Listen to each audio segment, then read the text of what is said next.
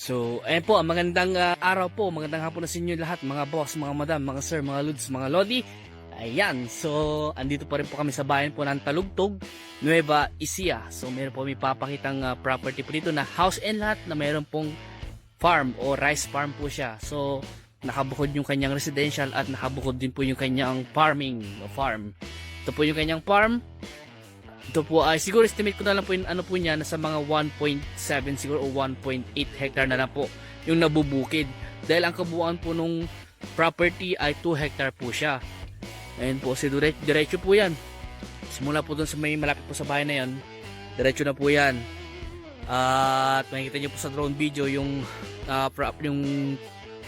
palayan po niya. At dito nga po may mga kuryente na eh. May mga kuryente na, may internet connection na rin po. At ang source of water, nawasa na ba? Ay hindi. May nawasa ba dito, boss? Oo, meron yun. Ano boss? Hindi, yung sa tangke nila yan. Galing na sa kabila, meron. Nawasa. Wala akong nakita nawasa dito sa ano eh. Pero yung source of water po nila, may tangke po sila, may sarili po silang tangke. O deep well. So ito po yung power line at internet connection, connection, ayan. So ito yung kanyang bukid po. Ayan. So makikita niyo po sa drone video yung kabuuan po ng bukid po niya. So pasukin naman po natin yung kanyang residential, yung kanyang bahay. Kasama na rin po sa bentahan yung bahay, pero hindi po kasama yung mga gamit ng bahay. Ayan. So nabakuran na po yung residential po niya. Ay ito nga po, sa harap po niya ay nakabakod na ng concrete tapos naka-cyclone. Irrigated, boss? So, irrigated pa po yung kanyang palayan. So, ito po, may gate na rin po siya. Ayan. At siguro estimate ko itong residential niya nasa mga 2,000 square meter po siguro. So, dito po sa bungad pa lang, makikita nyo na po yung mga iba't ibang mga puno na katanim.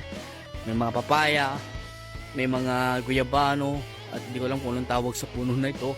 And then may mga halaman si nanay. Ayan. So nakausap po namin si nanay yung isang hears o nagbebenta. So may mga gulay din si nanay. Meron po itong 7 na mangga, kala ko 5. Itong mangga pala, may mga saging, may mga ano tawag ito, yung malunggay. Ayan. So ito po yung source of water po nila nanay. Deep well na may pressure po, pressure tank. Yan, tapos yun po yung imbakan po nila ng tubig, yung tangke po na yun. So, dito nga po, ito na po yung bahay na binibenta niya kasama po yung mga source po namin sa property. So, ang presyo po ng property nito ay 6.5 million. Negotiable pa naman daw po. At sabi po ni nanay, si nanay po siya po yung isa sa nagbebenta po. O sabi po niya, tinanong ko nga po yung obligasyon po nila.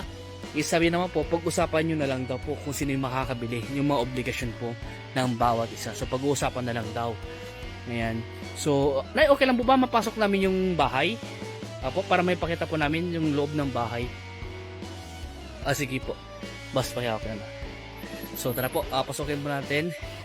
So, dito po lang sa bungad, dito po yung pintuan nila nanay, main door, tapos yung screen door po nila, at yung naman tayo, okay lang po nay. So, naka-sliding window, tapos ang tawag dito boss na ano? Ayan. So, tara po, pasukin po natin. At ang ganda ng bahay nila na. Hello po, tay. Okay lang po yung video namin. Okay po. So, tawag bubida na. Maganda yung bubida. Puting-puti yung ano, na mayroon lining na dilaw na kulay. So, ganda po. Ganda ng kortina nila nanay. So, yan si tate po nanonood. Hello po. At na rin sila yung stainless na ano sa ano. At ang laki ng TV nila nanay, tatay. Yan. So dito po yung kitchen po nila. Ayan. So yung kitchen po nila nanay. Unahin ko muna dito, nay. Tsaka susunod yung kwarto, nay. So ito yung kitchen nila nanay. Oh, dami oh. Kompleto sila ng ng ang tawag dito, ng stock nila. Kasi malalim. Nasa mga 4 o 5 kilometro siguro no, sa palengke. Mga ganon. Ayan. So, ito po yung yung lababo nila nanay. Ayan. So, hindi po kasama yung mga gamit na yun. Oh. Hindi po makasama. Kaya sabi nga ng nanay, kung kasama yung sa bentahan yung mga gamit, bibili na naman daw siya ng bago. Opo. So, Uwi na kami ng Subic pagka nabali nila. saan kayo uwi, nay? Subic. Subic. Bakit yung binibenta, nay? Hindi kasi kailangan namin, yung nagkapatid namin nangangailangan. Opo. So, parang napag-decide nyo na po, Kailangan lang ibenta. para makuha yung pera niya. Opo, ganun po talaga. So, ito kasing property nila nanay, extrajudicial po ito. So, lahat po ng mga heirs ay nag-decide na po silang ibenta kasi yung isang kapatid nga daw po nila ay nangangailangan. Ayan. So, ito isang kwarto. Oo, may CR dyan. Sa Walang na ano to, parang ano lang, Opo. sa kusina. Sa kusina, kwarto yung sabihin. Opo.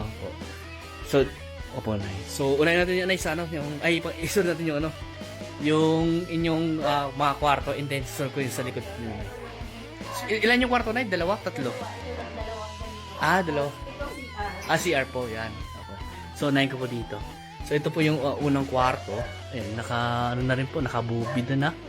Maglalagay. May aircon ba na? Wala. Dito sa kabila. May aircon dito. Pwede palagyan naman po sa sakali. Opo, yun o, may kama dito. Maluwag yung kwarto niya. Ayan. O, ganda. Na ilan yung sukat ng bahay? Ayun lang yung sukat ng bangga.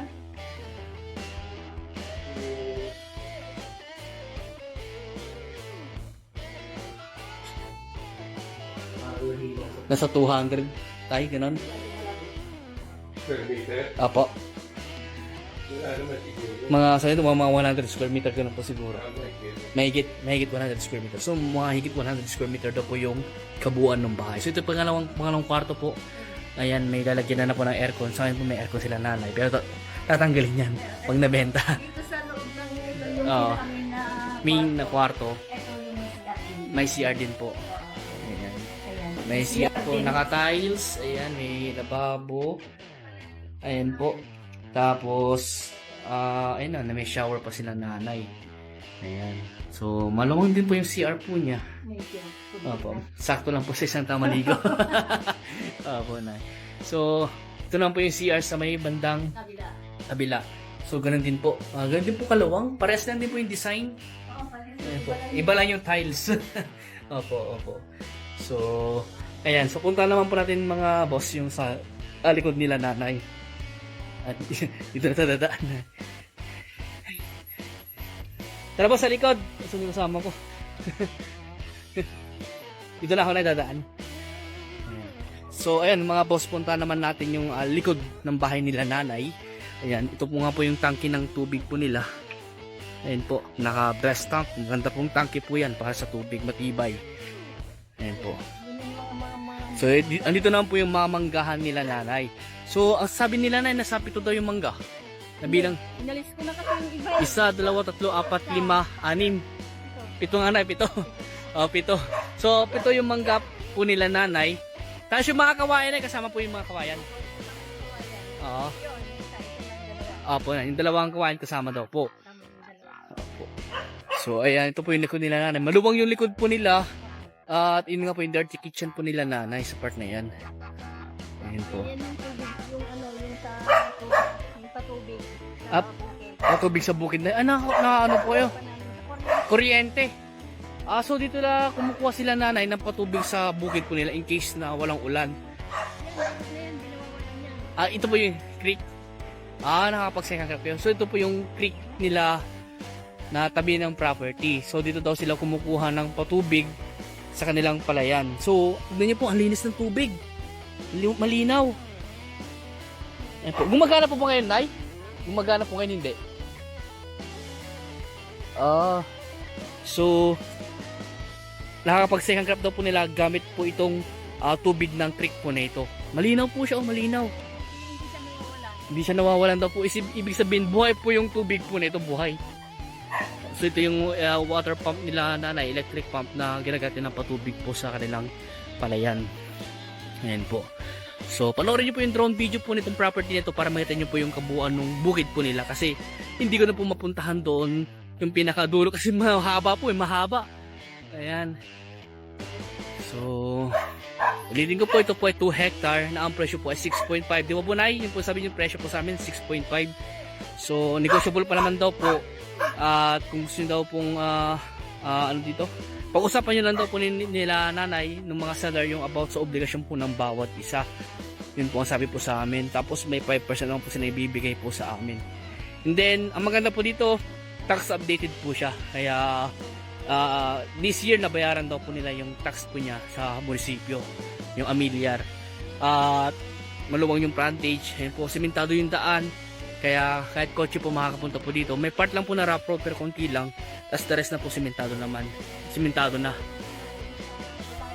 Yung part lang po sa Betulay po, no, yung rough road lang. Part lang ng tulay. Yung rough road lang po yung part lang tulay pero ano po, malit lang yun. Kaya kahit kotse po makakapasok po dito, makakapunta dito. At Pagawa pa yung ay papagawa yung tulay. Yun po, ipapagawa daw po yung tulay. Siguro babaguhin po nila. Kasi medyo umano yung tulay po makitid. At tapos ito po, sa Maynila siguro mga 3 oras po ang biyahe mula sa Maynila sa T-Plex. Opo, sa T-Plex po siguro mas magandang mag 4 exit na lang sila, ma'am, anay. So 4 exit saka sakali. Ayan, so doon din kami dumadaan. sa Pura po, oo. Pag ito daw po nabili, sabi po ni nanay ay uwi na kayo sa Subic. Uwi na sila sa Subic.